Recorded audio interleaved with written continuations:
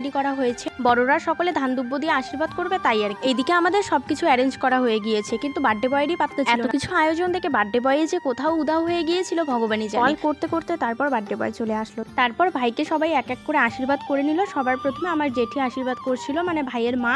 ওকে আশীর্বাদ করার পর ওর কেক কাটিং শুরু হয়ে গেল। কেক কাটার পর বাদবাকি যারা ছিল সবাই ওকে আশীর্বাদ করেছিল।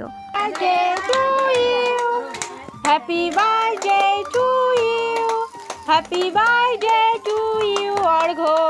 কেক কাটিং পর্ব শেষ হওয়ার পরে পরে সবাই মিলে কেক খাচ্ছে। এখানে সবার প্রথমে ঠাম্মাকে কেক খাওয়ানো হলো, তারপর এক এক করে আমরা সবাই মিলে খেলাম। আর ও কেক কাটতে কাটতে প্রায় রাত্রি 11টা সাড়ে 11টা হয়ে গিয়েছিল। তখন পেটের খিদা খুব পরিমাণে চুচু করছিল। তো যাই হোক, তারপরে চলে গিয়েছি খাওয়ার জন্য। তো এখানে যেহেতু বেশি লোককে বলা হয়নি, শুধুমাত্র আমাদের ফ্যামিলির লোকজনই, তো দেখো পোলাও আর চিকেন করা হয়েছে। আর আমি তো চিকেন খাই না, তার জন্য কোনো অসুবিধা নেই। আমার জন্যও মাটন ছিল, কারণ আমার জেঠুও চিকেন খায় না।